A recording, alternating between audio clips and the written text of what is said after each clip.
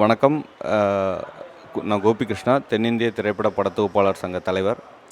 ஜனநாயகன் திரைப்படம் வெளியீட்டுக்கு முன்பு இணையத்தில் திருட்டுத்தனமாக பதிவேற்றம் செய்யப்பட்டது தொடர்பாக எங்களுடைய படத்தொகுப்பாளர் சங்கம் கண்டனங்களை தெரிவித்துக் கொள்கிறது.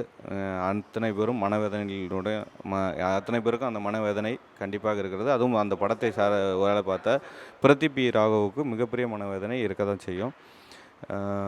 இப்போ நிறைய பேர் எடிட் ரெஃபரன்ஸ்னு அதில் போட்டிருக்கிறதுனால எடிட்டர் லீக் பண்ணிட்டார் அப்படின்னு சொல்லிட்டு ஒரு கண்டென்ட் சொல்கிறாங்க. படத்தொகுப்பாளர் சங்க தலைவராக இதுக்கு கண்டிப்பான விளக்கம் நாங்கள் சொல்ல வேண்டியிருக்கு.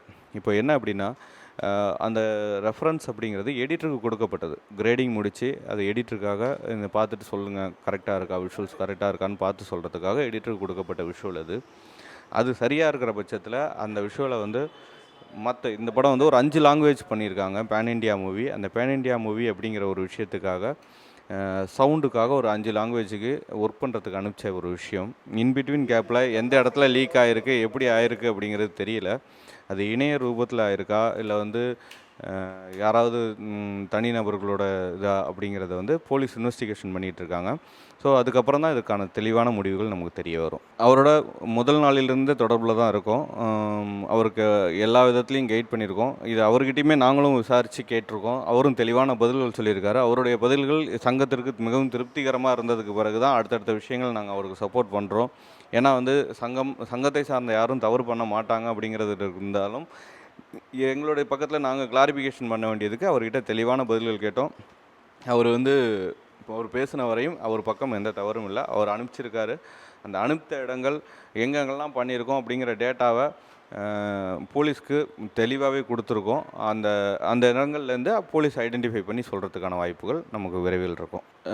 இந்த மாதிரியான அவுட்புட் அனுப்புறதுக்கு ஒரு ப்ரோட்டோக்கால் எப்போதுமே இருக்கும். அந்த ப்ரோட்டோக்கால்கள் இதுவரையும் சரியாக ஃபாலோ பண்ணப்பட்டுதாங்கிறது செக் பண்ணிகிட்ருக்கோம். இதுக்கப்புறமும் ஏன்னா டிஜிட்டல் யுகமாக மாறினதுனால அந்த ப்ரோட்டோக்கால்ஸ் மறுபடியும் கொஞ்சம் மறுசீரமைக்கப்பட்டு இப்போ தான் பேசிகிட்டு இருக்கோம். இன்றைக்கி ஒரு மீட்டிங் முடிஞ்சிருக்கு. இதுக்கப்புறமும் அந்த ப்ரோட்டோக்காலை சரியாக ஃபாலோ பண்ணி அதை அனுப்பணும் அப்படிங்கிறதுல சங்கம் இன்னமும் உறுதியாக இருக்கும். இப்போது இந்த காப்பி பலதரப்பட்ட இடங்களில் வேலை பார்த்துட்ருக்கோம். வேலை பார்க்குற இடத்துல இப்போ வாட்டர் மார்க் அப்படிங்கிற ஒரே ஒரு காரணத்தை மட்டுமே சொல்லிவிட்டு அது எடிட்டர் நம்ம சொல்லவே முடியாது. கிட்டத்தட்ட 5 லாங்குவேஜில் ஒர்க் நடக்குது. 5 லாங்குவேஜும் பேன் இண்டியா மூவியாக ஒரே நாளில் ரிலீஸ் பண்ணணும்னு நினச்சி தான் அந்த வேலையை பார்க்குறாங்க. அப்போது எந்த இடத்துலேருந்து அப்படிங்கிறத இனிமேல் தான் அதை ஐடென்டிஃபை பண்ணி வர முடியும். அது எடிட்டர் சைடா, இல்லை எடிட்டர் வச்சுருந்த ட்ரைவோ இல்லை க்ளவுடோ இந்த மாதிரி ஏதோ ஒன்றுலேருந்து இணைய திருட்டா, இது எதுவுமே இதுவரையும் நம்ம ஐடென்டிஃபை பண்ணலை.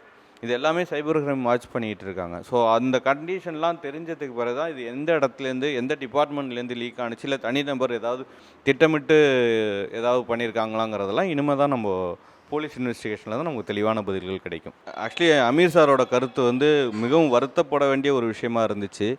ஏன்னா ஒரு தமிழில் மிக முக்கியமான ஒரு இயக்குனர், தென்னிந்திய திரைப்பட இந்த தொழிலாளர் சம்மேளனத்தோட முன்னாள் தலைவராக இருந்த ஒருத்தர், இயக்குனர் சங்கத்தில் இருந்தவர். அவருக்கு இந்த காப்பி எடிட்டர்கிட்டேருந்து தான் போயிருக்கும்னு அவர் எப்படி சொன்னாருங்கிறத யோசித்து பார்க்கவே ரொம்ப கஷ்டமான ஒரு விஷயம். ஏன்னா அவர் யோசித்து பதில் சொல்லியிருக்கணும். பிகாஸ் இதை அவருக்கே தெரியும், இந்த ஒரு காப்பி ஒரு எடிட்டர் ஒரு ப்ரொடியூசர் நாலேஜோ இல்லை ஒரு டைரக்டர் நாலேஜ் இல்லாமல் இந்த கண்டென்ட்டை வெளில அனுப்பிச்சிருப்பாரா?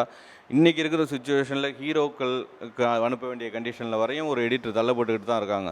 ஸோ அப்போ தனிப்பட்ட முறையில் அவர் டிசிஷன் பண்ணிலாம் இன்றைக்கி எந்த கண்டென்ட்டையும் யாருக்கும் அனுப்பிச்சிருக்க முடியாது.